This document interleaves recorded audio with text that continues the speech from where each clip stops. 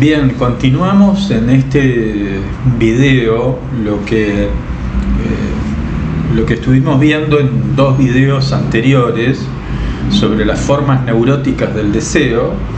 Vimos la noción de deseo prevenido de Lacan, vimos otro video sobre la noción de deseo insatisfecho y ahora nos tocaría tratar la cuestión del deseo como imposible, que es lo que Lacan plantea como lo propio de la neurosis obsesiva.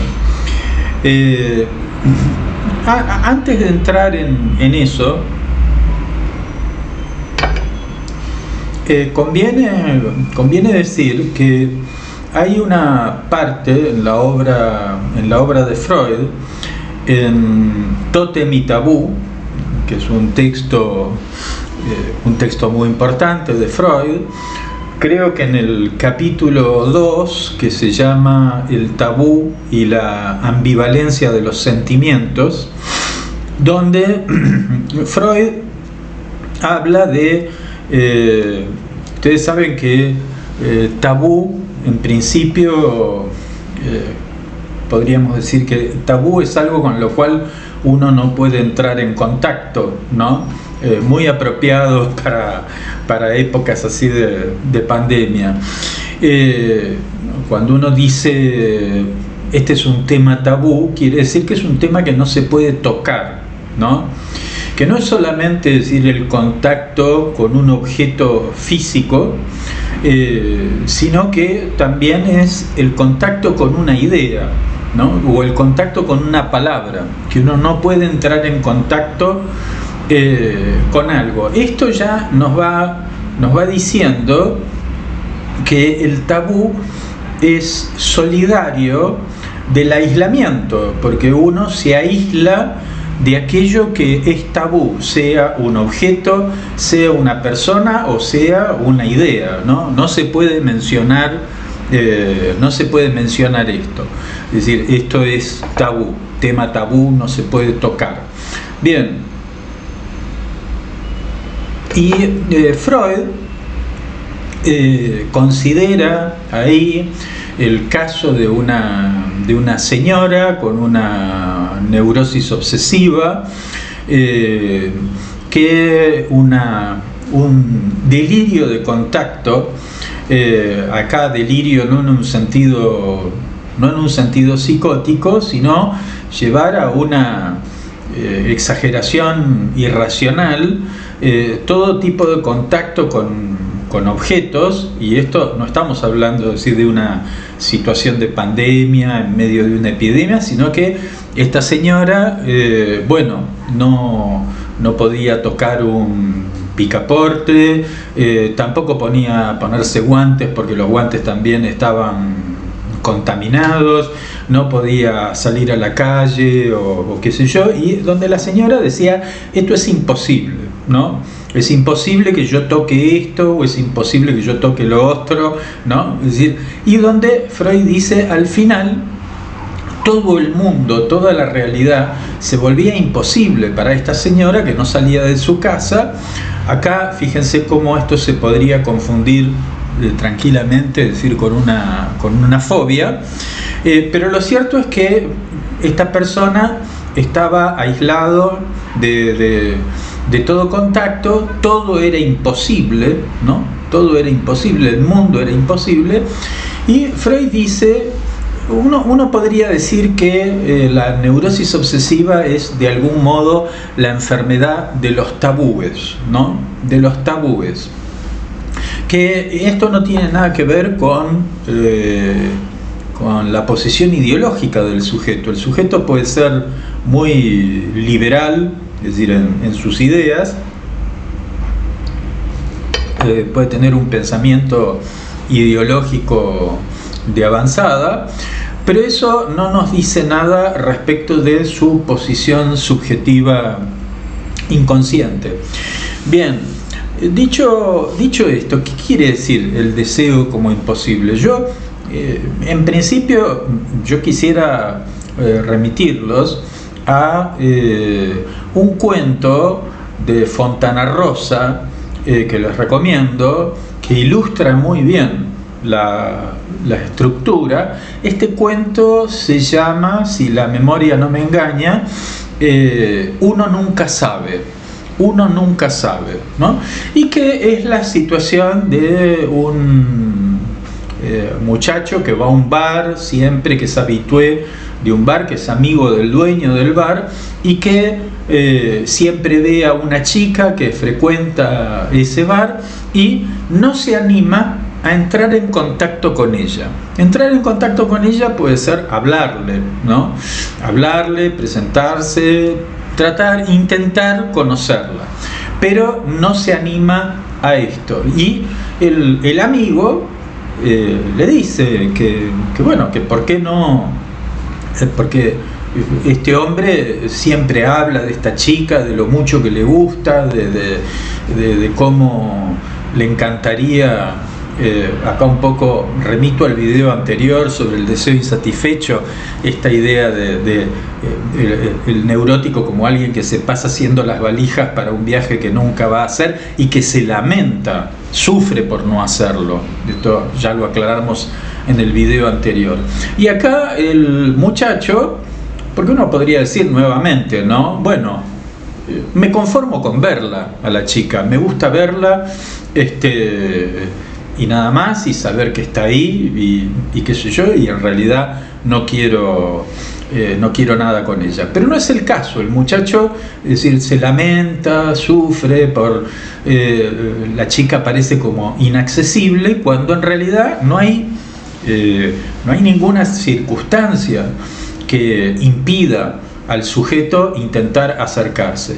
Y cuando el amigo le dice, bueno, ¿por qué no te animas?, el personaje siempre encuentra razones para confirmar la imposibilidad del acercamiento, ¿no? Es decir, esto no se va a dar, seguro que no me va a dar bola, seguro que me va a rechazar y qué sé yo, es decir, no se puede, encuentra argumentos, es decir, para eso.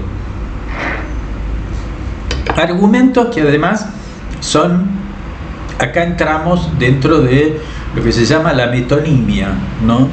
Que la metonimia es algo muy importante en la neurosis obsesiva. Ustedes saben que la metonimia es la relación de contigüidad entre los significantes. Tiene que ver con lo que Freud llama desplazamiento, ¿no? Desplazamiento. Es decir, una metonimia sería como algo típico decir que alguien murió de una larga y penosa enfermedad, ¿no? Y que este ejemplo ya lo he dado montones de veces, pero es fácil. Una larga y penosa enfermedad es un modo de evitar decir cáncer, ¿no? Hay una palabra que yo trato de evitar, hay una palabra que trato de no tocar. Entonces, para no tocar la palabra que no quiero tocar, entonces nombro cosas que están alrededor, ¿no? Como cuando uno quiere aludir a alguien sin nombrarlo, ¿no? Bueno, esa persona que publicó un artículo en tal lado, y que esas son metonimias. Es decir, de esa persona, ¿no? Son metonimias, son predicados, son palabritas que están al lado. Yo evito la palabra que quiero evitar nombrándola a través de otras palabras que están al lado. Metonimia quiere decir cambio de nombre. ¿Y por qué es importante esto? Porque esto tiene que ver con lo que Freud, en el caso del hombre de las ratas, llama elisión.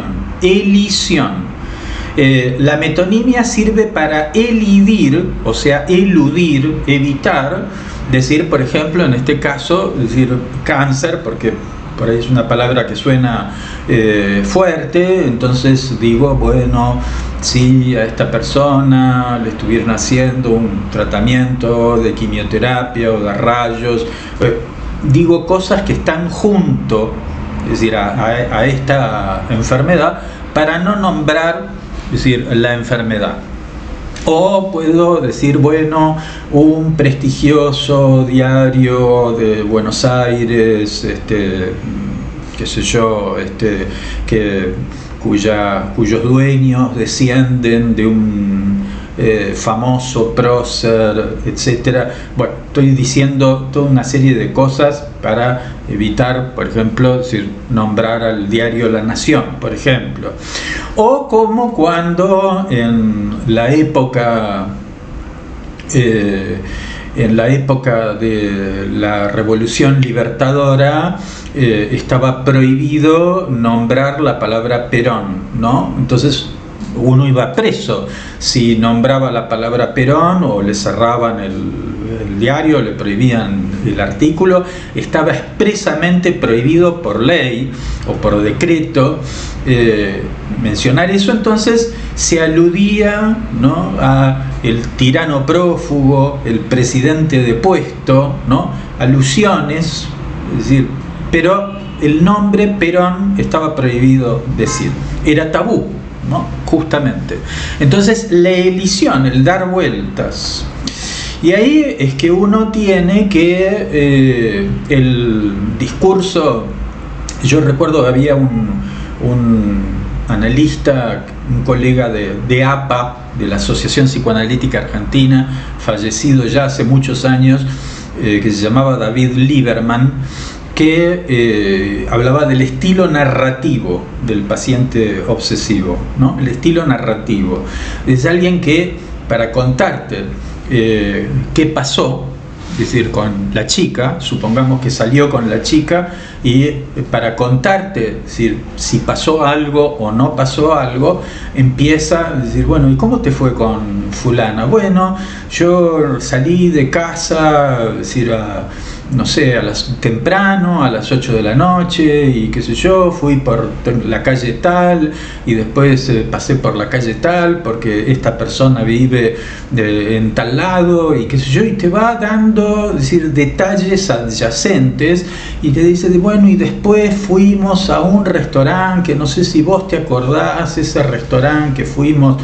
vos y yo alguna vez hace muchos años, y que quedaba en tal lado, y va, ¿no? Y donde el interlocutor, el amigo que lo está escuchando, está esperando que venga algo sustancial, que tenga algo que tenga que ver con el deseo, de decir, bueno, no sé, ¿qué pasó? ¿Hubo beso? ¿No hubo beso? ¿Hubo encame? ¿No hubo encame? O qué sé yo, pero va dejando todo en la indeterminación, ¿no? Todo es, ¿no?, como una previa eterna, ¿no? Todo está desplazado en los detalles adyacentes y no va al grano, ¿no? No va al grano. Y justamente no va al grano y se demora en la paja, no sé si me entienden, ¿no? Entonces el discurso del neurótico obsesivo se hace. Yo recuerdo una vez una persona hace muchos años en el hospital que, bien, era una primera entrevista de admisión, y digo, bueno, ¿por qué viene? ¿Qué lo trae por acá? ¿No? Y la persona dice, bueno, yo nací en tal lado, en el año tal, y qué sé yo, y entonces empezó a contar toda la historia de su vida, ¿no?, para llegar finalmente, y que no llegaba, y a que al final no llegó, es decir, a decir por qué venía. Llegó un momento en que se tuvo que cortar la entrevista porque había otras personas esperando, y que no llegó a decir, bueno, por qué venía, qué le pasaba, qué te pasa a vos con esto.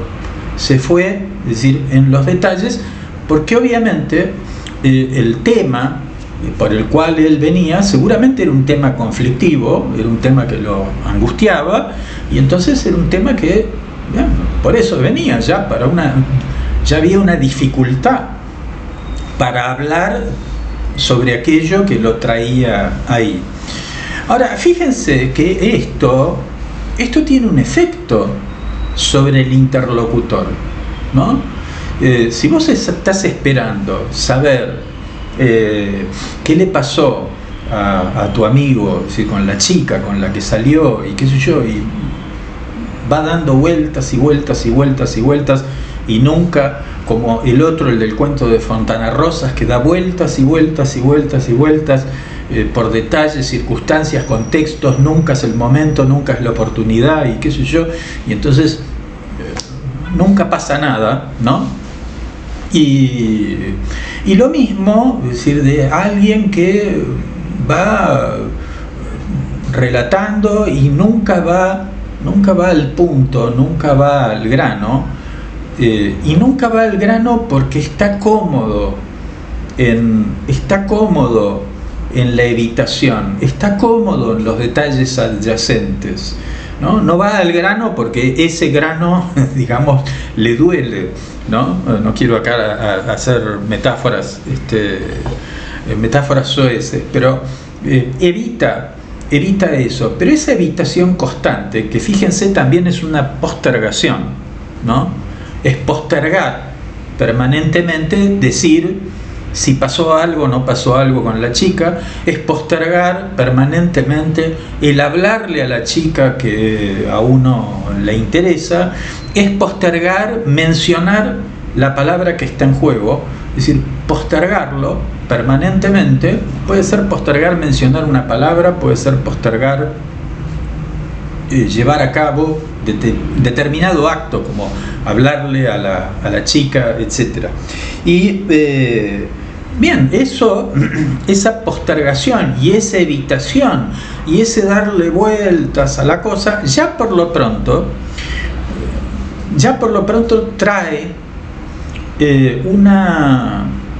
un embole en el interlocutor. Y esto es importante porque es un dato que hace por ahí a la transferencia, al tipo particular de transferencia, es decir, del neurótico obsesivo, de algo que puede afectar al partener amoroso, y algo que puede afectar al analista también, ¿no? Como que el otro del obsesivo se queda esperando un gesto, una palabra, un acto, una reacción que no llega nunca, que siempre el sujeto va dando vueltas y vueltas y vueltas y siempre encuentra justificaciones, excusas, etcétera, para que no.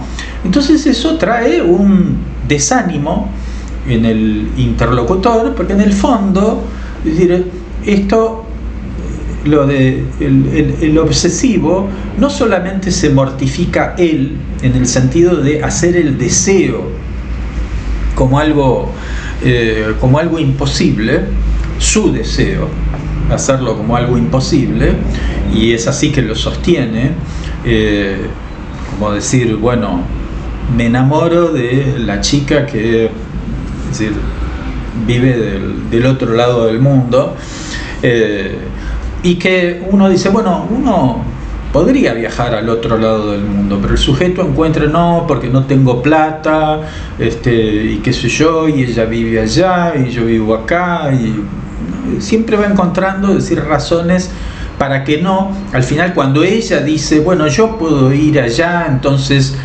él encuentra razones como para que ella no venga o él no estar, es decir, en cuanto evita, es decir, el encuentro es postergado ad infinitum, ¿no?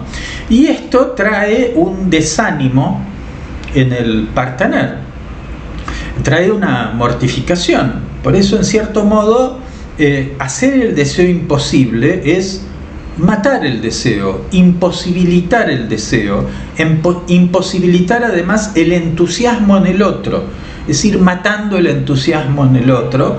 Y también, bien, el sujeto evita encontrarse con aquello que podría conmoverlo, ¿no? Así como nosotros dijimos la vez pasada que en la histeria, no vamos a entrar ahora en términos complejos de Lacan, de la fórmula del fantasma, el sujeto dividido, el objeto A. Así como en la histeria hay una fuga permanente de la posición de objeto, en el neurótico obsesivo hay una fuga permanente de la posición de sujeto dividido, es decir, de un sujeto que está conmocionado, impactado por algo, conmocionado, impactado, caliente puede ser el signo del deseo, puede ser el signo de un interés, el signo de una calentura, pero no como algo calculado, porque alguien puede calcular todo. No es que los obsesivos no se animan a hablarles a las chicas. Alguien puede tener todo un plan, es decir, armado y calculado de cómo hablarle a la chica, de cómo dirigirse, puede tener ya un guión y un ritual de qué hacer con la chica y qué sé yo. Es decir, siempre se mueve el sujeto obsesivo, se mueve en una planificación que evita la sorpresa, que evita el asombro, que evita la espontaneidad y que evita, porque a veces hay gestos o hay palabras que nos salen sin pensarlos demasiado o sin calcularlos. Es lo que podríamos decir, bueno, la espontaneidad, ¿no? Y donde además uno se juega espontáneamente cuando uno tiene que elegir algo, decidirse por algo, y decir, bueno, yo no sé, tengo razones para A y razones para B, pero bueno, me quedo con A o me quedo con B, ¿no? Es decir, bueno, elijo. Y uno tiene que enfrentar cierta angustia de la decisión, ¿no? Pero justamente, es decir, en la neurosis obsesiva hay una evitación de esta angustia de la decisión. Esto lo dice Freud y lo dice Lacan. La duda obsesiva y la ambivalencia, ¿no? ¿Le hablo? ¿No le hablo? ¿No? Razones para hablarle, razones para no hablarle. De última, no se trata de razones. Ya si vamos a las razones de las cosas, ya vamos mal. Pero porque el deseo no. En todo caso, el deseo tiene razones. Como decía Pascal, el corazón tiene sus razones que la razón no entiende. Entonces, esas razones del corazón, el obsesivo no quiere saber nada, es decir, con ellas, y de ahí la ambivalencia. Volvemos a Freud, ¿no? El tabú y la ambivalencia de los sentimientos. Esa ambivalencia que lleva a que el sujeto, como una especie de equilibrio, el sujeto no decide nada y permanece en la duda eterna, y donde esa duda, y esto es importante clínicamente, porque ahí el tema no es si el verdadero deseo del sujeto está por A o por B, está por la rubia o la morocha, o está por esto o por lo otro. Este no es el tema. La duda es una defensa contra la angustia de la decisión. No es una defensa contra una decisión u otra. El problema no es elegir A o elegir B. El problema es elegir. Esto es. Y elegir es dar un signo de deseo. Me gusta esto, ¿no? Muchas veces, y hemos dado ejemplos en otros videos, que muchas veces uno dice, bueno, ¿qué querés? ¿Ir al cine o al teatro? ¿No? Y un tipo que dice, bueno, me da lo mismo, decidí vos, ¿no? O elegí vos. Es una posición cortamambo, ¿no? Es cortarle el mambo al otro, ¿sí? Es como ya asumir como una posición de no entusiasmo. Es como toma distancia, mira desde afuera, dice, está como en una posición en cierto modo aislada. Es alguien que se aísla, alguien que mira todo desde afuera, en cierto modo, es decir, se aísla, como alguien que se siente neutral, ¿no? Se siente neutral o se siente imparcial, o que trata de ser objetivo, Se podría decir que la neurosis obsesiva es la neurosis objetiva, donde se sostiene el ideal de neutralidad, de objetividad, es decir, de un punto de vista ecuánime, ¿no? Imparcial, neutro, sin parcialidades, sin elecciones, sin inclinaciones personales. Entonces eso, en el lenguaje de ahora, es algo que te la baja, por así decirlo, como se dice actualmente, desanima, es decir, al partener, y esto es también lo que hace que el sujeto obsesivo a veces se sienta aislado del vértigo de la vida, ¿no? Se siente aislado. No sé si ustedes saben, creo que lo dijimos en algún video, que la palabra obsesión viene de un término militar romano, obsesio, obsesionis. El obsesio era ponerle sitio a una plaza fortificada, ¿no? Quiere decir que hay un fuerte, están las murallas, ahí está el castillo, y está sitiado, y en cierto modo ese castillo, ese fuerte, esas murallas es el yo del obsesivo, que vive amurallado detrás de hábitos, costumbres, rituales, planificaciones, y donde el mundo, la sorpresa, el objeto del deseo, aquello que lo podría movilizar, está del otro lado, está fuera, y vive justamente sitiado. Por eso, que no solamente el afuera, no es solamente el afuera del mundo exterior, el afuera también es el afuera de su propio deseo, porque el deseo nunca es propio. El deseo es algo que de algún modo toma por sorpresa, es decir, al yo, y el yo del obsesivo es un yo muy fuerte, y que esto está mencionado por Lacan, que muchas veces aparece en los sueños o en las referencias del sujeto, aparece como o como una plaza fortificada, o como un camión blindado de esos que transportan caudales, o como alguna burbuja o una especie de papamóvil blindado, donde el sujeto está aislado, y volvemos un poco al principio del video, está aislado del mundo, pero está sobre todo aislado de sus propias emociones, de sus propios deseos, de aquello que se mueve dentro de él, y entonces evita no solamente aquello exterior que podría movilizarlo, sino que también evita sus propios sentimientos que podrían movilizarlo. Entonces es alguien que nunca, y acá viene el punto, la posición del sujeto es una posición retentiva. Esto tiene que ver con la fase anal, no vamos a entrar ahora. Es una posición retentiva, el sujeto retiene el signo del deseo, ¿no? O sea, no se le va a escapar el gesto, ¿no? No se le va a escapar el gesto, la palabra, lo que sea, la reacción que dé cuenta de lo que siente, de su deseo, sino que la retiene. Y así es que uno se encuentra con personas. Acá no estoy queriendo, porque uno tiene muchos modos de expresar el afecto. Hay muchos modos, no solamente de un modo verbal. Hay muchos modos de expresar el deseo.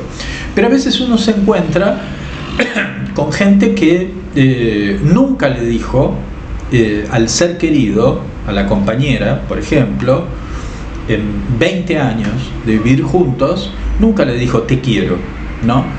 No es obligatorio decirle a alguien te quiero para querer, y hay muchos modos. Es decir, no quiero entrar en una cosa empírica, no quiero hacer psicología, quiero ilustrar una estructura, y donde ese gesto del deseo, verbal o no verbal, al sujeto no le sale, lo retiene. lo retiene y lo retiene permanentemente y de algún modo desalienta la expectativa del otro que esperaría, ¿no? Que esperaría más bien. Por eso el sujeto obsesivo siempre está pendiente de la demanda del otro, ¿no? Es alguien que va a decir, se va a encontrar mucho más cómodo diciéndole al analista, bueno, hágame preguntas, ¿de qué quiere que hable? ¿No? En lugar de empezar a hablar espontáneamente, que es más difícil seguro que responder preguntas es responder a la demanda del otro. ¿De qué quiere que hable? O también decirle a la otra persona, decir, ¿qué querés que te regale? Cosa que no está mal, a veces viene bien y a veces el otro puede valorar que uno le diga, bueno, ¿qué querés que te regale? Está bien, pero a veces por ahí el otro puede tener ganas de que uno lo sorprenda. De que uno lo sorprenda y además de que uno se juegue, porque sabemos el tema de regalarle al otro, y esto le pasa a muchos varones con las mujeres, regalarle al otro y bueno, no la voy a pegar con el regalo, no le va a gustar y qué sé yo, puede ser, pero si no lo haces, no sabes, y ahí es donde el sujeto no decide, no juega la carta, mantiene esa ambivalencia, esa duda, evita sorprender al otro, para bien o para mal, ¿no? Y preferiría en realidad cumplir con la demanda del otro, cumplir con lo que el otro le dice. Yo,